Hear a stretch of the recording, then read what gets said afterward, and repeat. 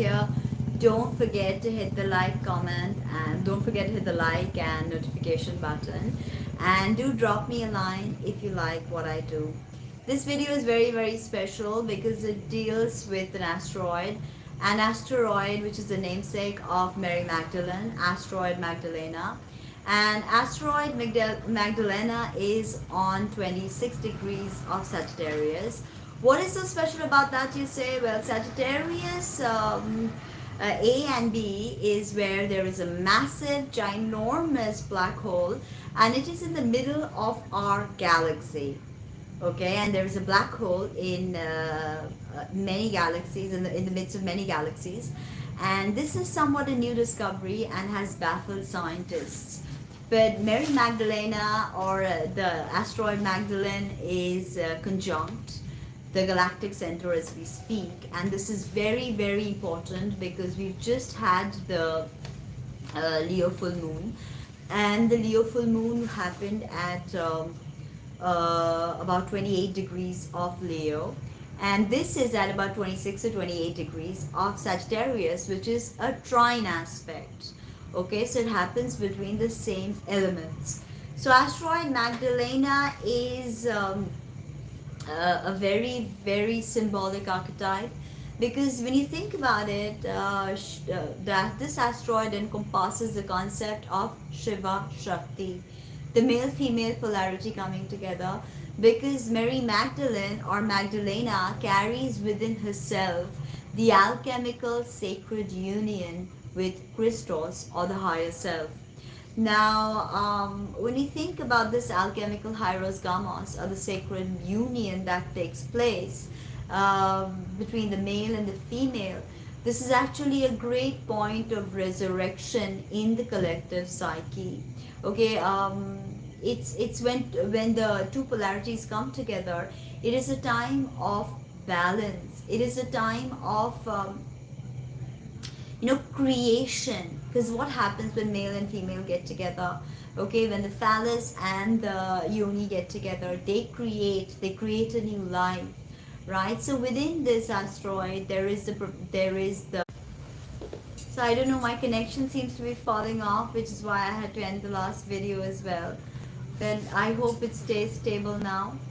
So the high priestess basically brings us the knowledge of the Godhead to us mere mortals. Okay, now we also have Regulus. As I said, this full moon is happening at about 28 degrees of Leo, and Regulus, or Magha Nakshatra, as we know, has now moved to 0 degrees of Virgo, right? And this kind of signifies the Queen Leo coming into service, coming into healing, because Virgo is the sign of healing the physical body. So the Queen must now come into service and must now become a healer. Okay, so that is the signifier of Regulus moving into 0 degrees of Virgo. Also, what is the black hole, or the GC, the galactic center? It is basically this really crazy gargantuan black hole at the center of our galaxy. And like I said, 2 degrees of orb is applied, okay, because 1 degrees is not enough. So many say 26 degrees, many say 27, many say 28 is the galactic center. So let's take from 26 to 28 to be the galactic center. Okay, now the galactic center, the GC, has tons of spiritual potential. Tons of spiritual potential, okay? But one needs to connect with a spiritual discipline or a mystical discipline to truly tune into the galactic center. Okay, of course, when planets go over it, we get this kind of crazy energy from the galactic center. I'll get into that, but you have to understand that your Venus may be going over the galactic center, and you may feel like nothing is happening. Where is that soul stirring divine love? But you need to tune into something spiritual to truly understand or harness the energy that the galactic center. Yeah, I live in Bombay. I know it's really crazy having a background like this in Bombay city, but I live in Bombay. So now the thing is that you have to tune in to a particular practice to understand the galactic center and its energies that are coming forward, right? And now experiments, this is very interesting, experiments show that when the galactic center is blocked by the earth, right, there is an enhancement of psychic phenomena, right? All kinds of, channeling, mediumship, all of this suddenly becomes enhanced. And these studies have been, undertaken quite seriously. There's the study of the galactic center and its effects on astrology and its effects on us humans, right? So imagine there's a black hole right at the center of our galaxy, the Milky Way. So I mean, what are we going to make of it? It's a black hole, and we don't even understand the beauty or the craziness of a black hole. As I said, ages ago I wrote an article called Four Things About Kali That You Did Not Know. So and there I equate Kali with the power of the black hole. She is the black hole. So that's again very interesting, because I equate the black hole with Kali energy. Now, experiments have shown, as I said, that there's an enhancement of psychic phenomena. So you understood that, right? Now understand that galactic center is the strongest source of electromagnetic. It is electromagnetic cosmic radiation. So this galactic center is possibly the most powerful source of this particular kind of cosmic radiation. We don't get that from anything else, okay? And so when they are blocked by the earth, right, when this galactic center is blocked by the earth, and then we listen and comprehend terrestrial phenomena better, because galactic center is sending us all this white noise, all of this energy that we don't quite know how to use in the physical world. Okay, so we don't know how to use this crazy black hole energy. Of course, we are not yet a type 1 civilization. A type 1 civilization knows how to use all the terrestrial sources of energy to its greatest efficacy. So wind, turbine, all of this energy, water. When we become a type 1 civilization, that we are still type 0. So when we become a type 1 civilization, we'll be able to harness all the terrestrial energies. When we become a type 2 civilization, we'll be able to harness the energies of the sun, by creating a Dyson sphere. And then when we become a type 3 civilization, we will be able to harness interstellar space. And, we'll be able to harness multiple galaxies, right? And then, of course, when we go into a type 4 civilization, then we create our very own universe. So this is just science's way of acknowledging Tattvamasi, or how a human being becomes Shiva, Shakti himself. So now, having said that when the galactic center is blocked out and we are completely terrestrial, right? Advancement in technology, as people are relying heavily only on technology to become a type 2 type. We have to become type 1 first. We are not even type 1.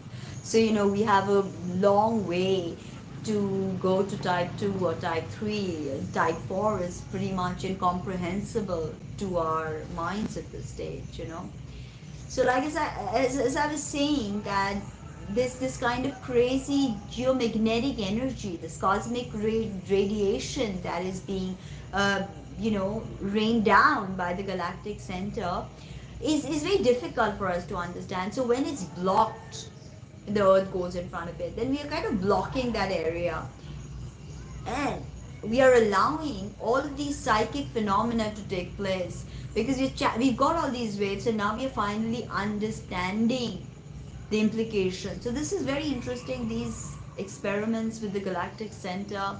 I think this article was by Philip Segwick. You can have a look. Really like amazing stuff about the galactic center, okay? Now, Magdalena, the asteroid Magdalena is right now on the galactic center. So what is she doing? She's tuning into this geomagnetism and is bringing to us cosmic wisdom. Because okay, the energies are coming to us, great. But when we have a planetary body, it becomes the responsibility of that particular planetary body to bring us this information. And depending upon the vibration of that planetary body, we receive that information. Okay? So all this cosmic uh, stuff that's seeping through Magdalena, the holy whore, the priestess, right? Now, the ancients have said that the galactic center is the sun behind the sun. Is the sun behind the sun.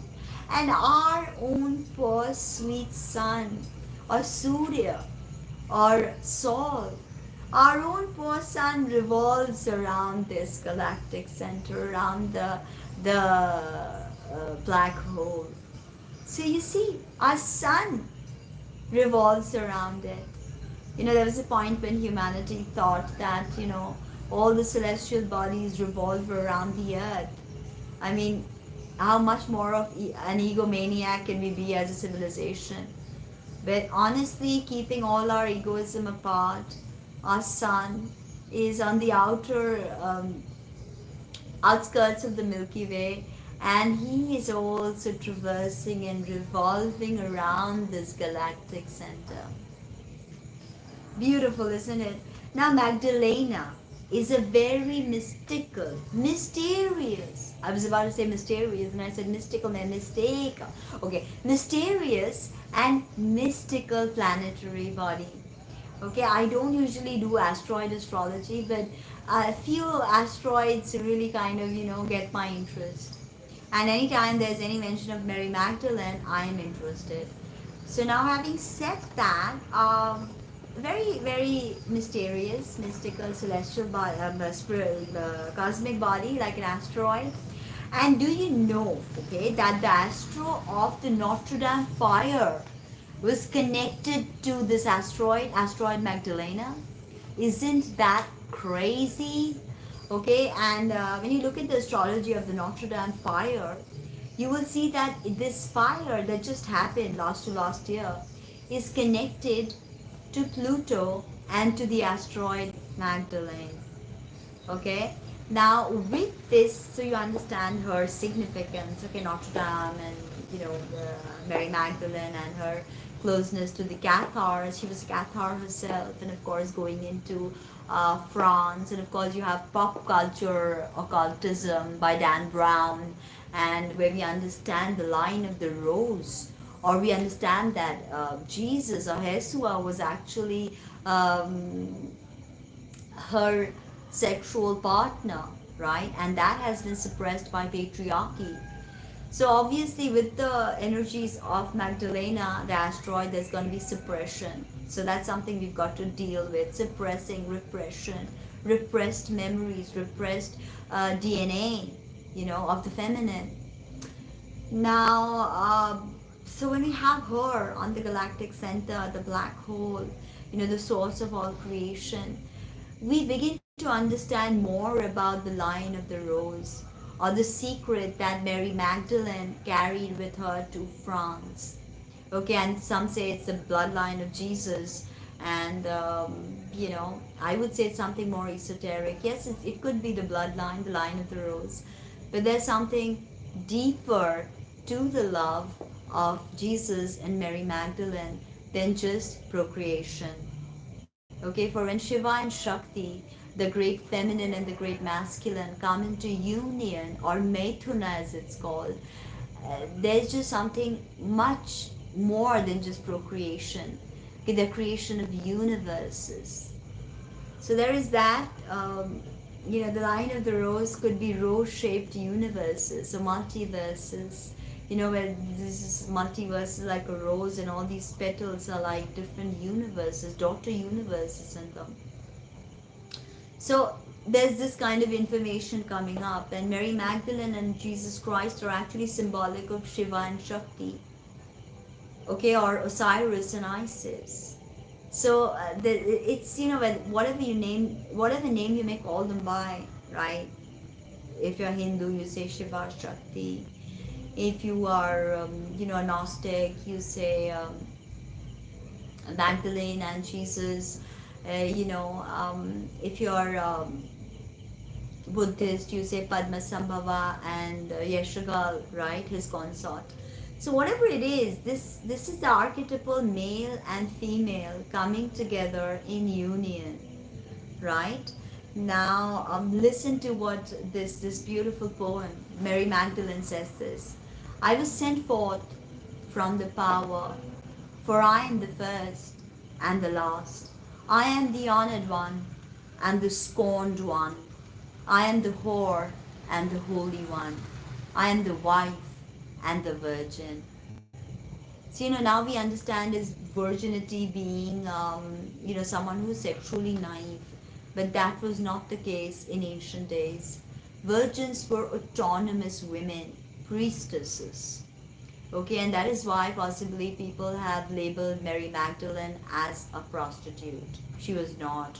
She was a worshipper of the goddess, and she understood the secrets of Tantra or Method. Now, awakening.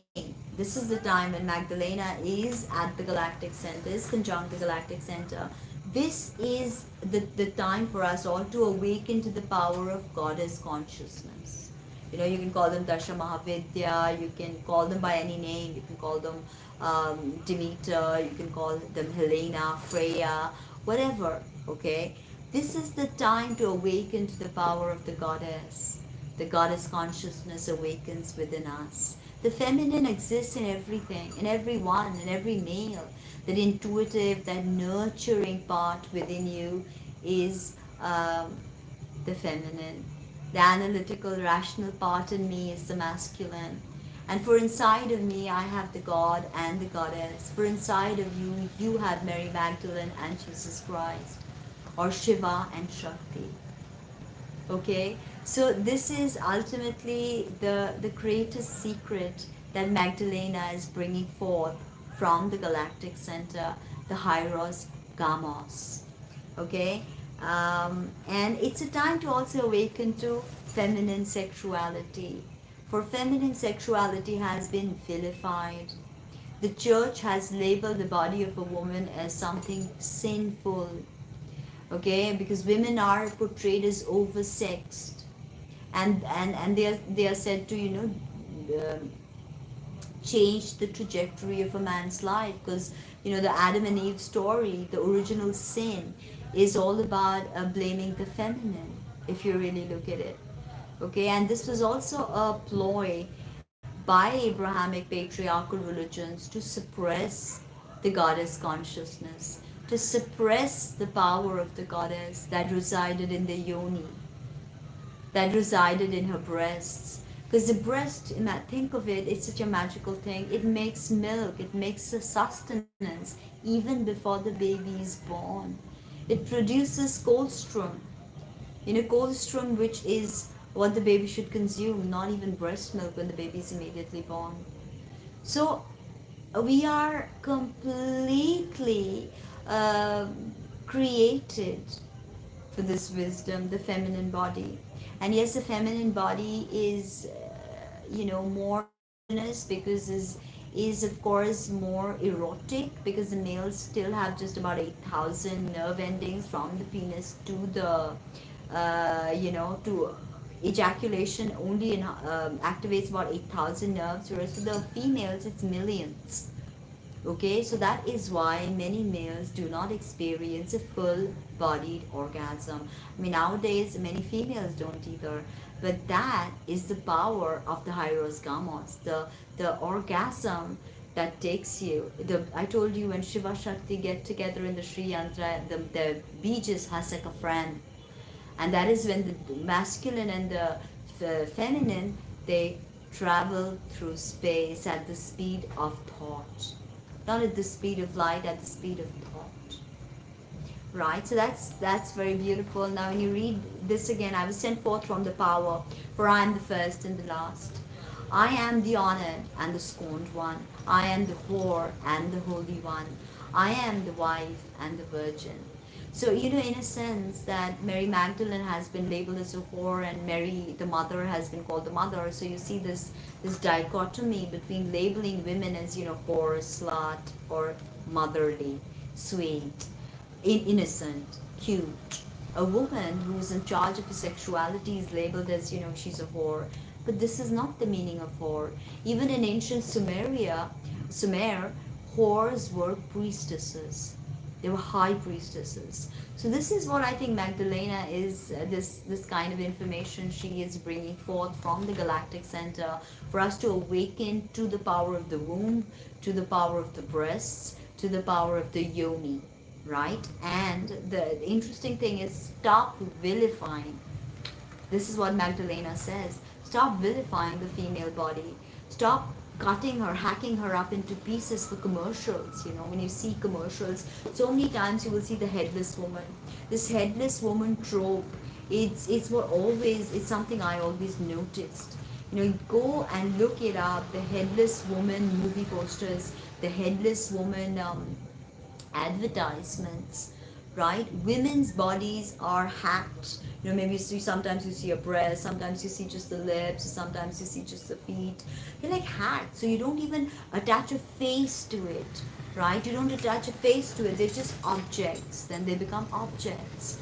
So this kind of war on women's bodies, this needs to stop. And I think the Asteroid Magdalena on the Galactic Center is asking us to reconsider our observations, our opinions on the female body and on female sexuality, to embrace this, because this is possibly one of the most holy things you will.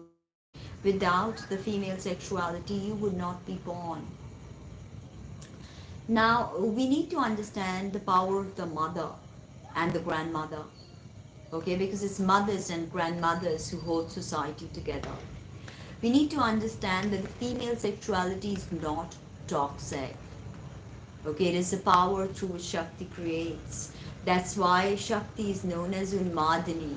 Okay, Unmadini as in almost like crazy, intoxicated, inebriated with ideas and inundated with desire to create universes. Okay, so this is when you read the Lalita Sahasranama, you will see how the goddess is referred to as Unmadini. Even in Sri Yantra, Lalita Tripura Sundari is Unmadini. Now, remember that the power of the womb, the power to not only protect, consume the seed and bring forth the seed, nurture the seed in the womb, we cannot, that. We cannot ignore that. We cannot vilify that anymore. That is what Magdalena is asking us to consider. The power of the female sexual organs, the power of the female body, the power of the female reproductive cycle, the power of menstruation. Okay, now, and the power to carry forth generations, right? We can't take that away. Now, Sophia in Gnosticism is the Holy Ghost. Now, later on, Christianity, of course, became absolutely patriarchal.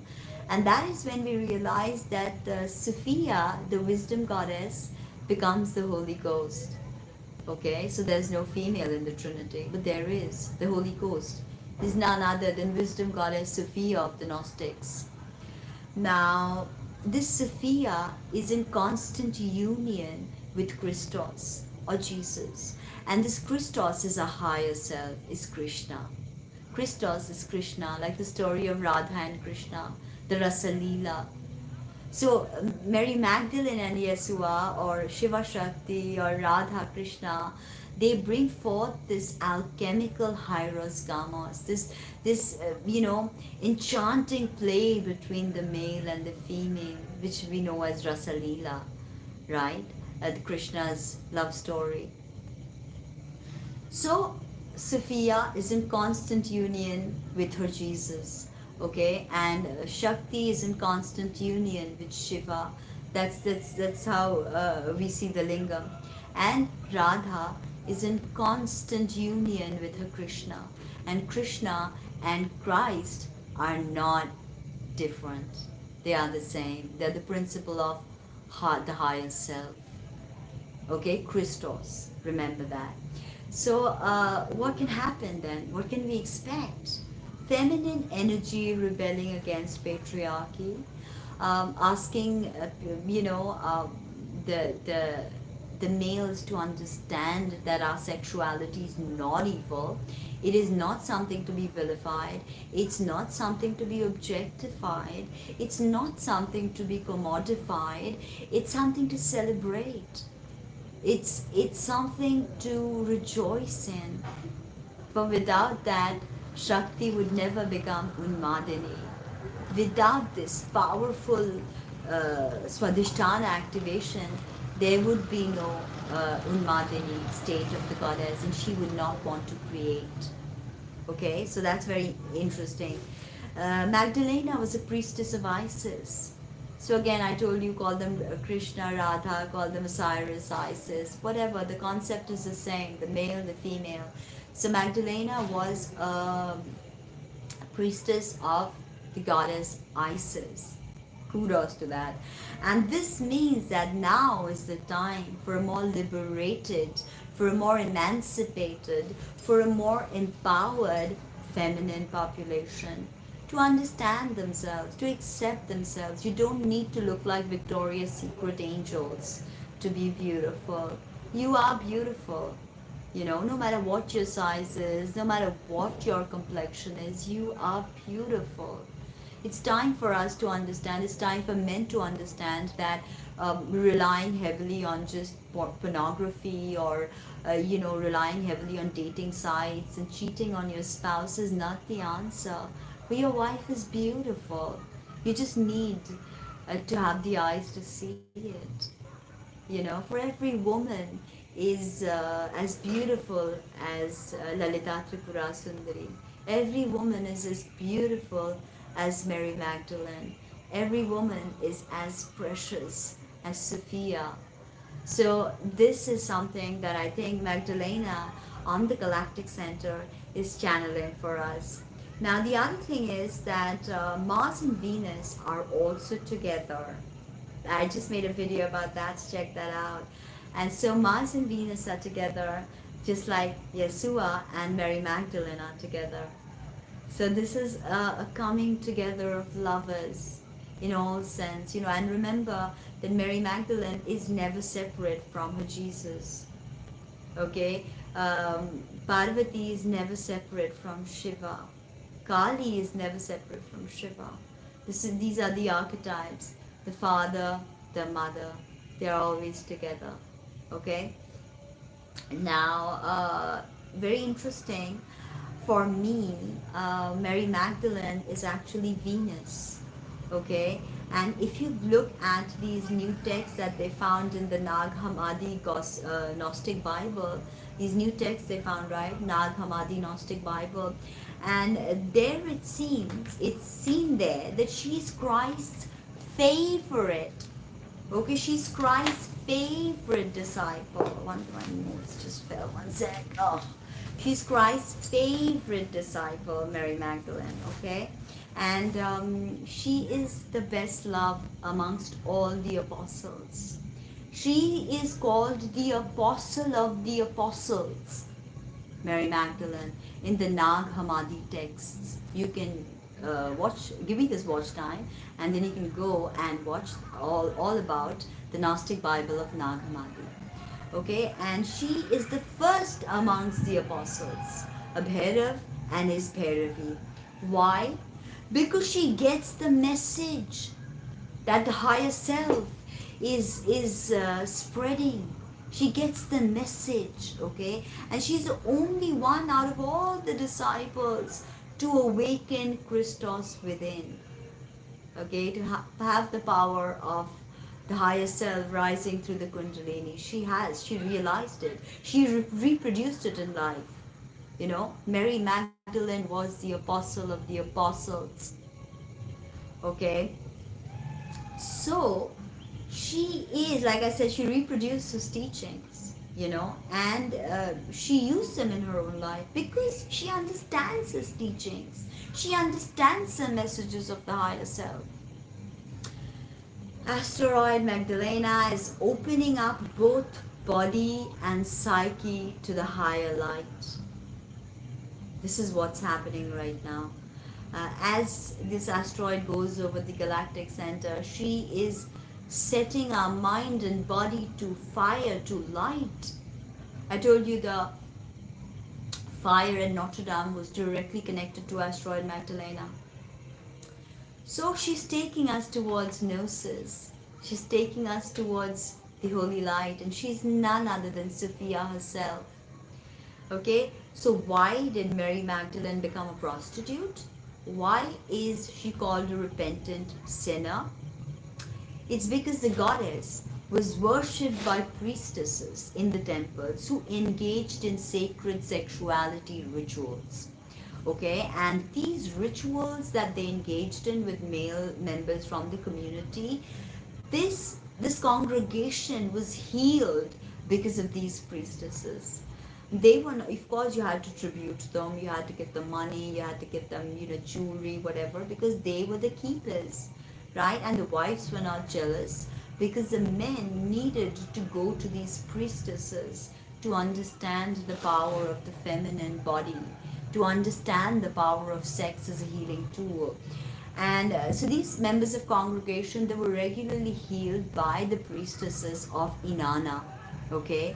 And they were called Venerie, these priestesses of Inanna, Ishtar. They were called Venerie, and they taught Venia. They were called Venerie, and they taught Venia.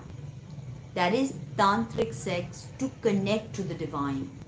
Okay, that is what they taught us. The priestesses of Ishtar, Inanna, the priestesses of Isis, the tantric Bhairavis, they taught us how to connect to the divine through sacred sexuality, through the Swadhisthana. I also told you that when you give puja to the planets, you offer puja in through Swadhisthana chakra of the galaxy or of the solar system or the sun. You offer through Swadhisthana. You don't go above Swadhisthana. When you're offering to Navagraha puja, it happens in Swadhisthana. Okay, that's why Hanuman is orange, because he has won over the Swadhisthana, right? Now, having said that, these Venusian priestesses gave men crazy ecstatic orgasms, okay? And men can't get these orgasms from their wives. It's because the wives have not learned the art of sacred sexuality that was only taught to the priestesses of Ishtar or Inanna, or to Bhairavis who gave themselves up to the tantric life to serve Shiva Shakti. Okay, that's why Methun. When you are in copulation with a true Bhairavi, you transcend. You go in. It's a stage of ethereal transcendence. You go beyond just it being a sexual act. Okay, this orgasm opens you to divine possibilities, divine vibrations. Okay, and so when you have that, when you experience that act with, they would anoint the genitals, they would anoint the chakras, they would put different chants, and they would sage the body, they would apply different unguents. So there was a whole ritual to this sacred sexuality. There was a ritual that was being played out. So these orgasms that these people experienced, that the men experienced, the release would connect them to higher dimensions, to the divine, to higher polarities. Okay, so that is something, that is what the priestesses of Ishtar Inanna did. That is what the Bhairavis did.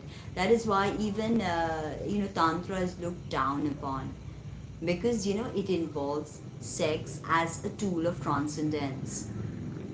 Now, it does not become mere sex or just an act of copulation. It becomes something more, okay?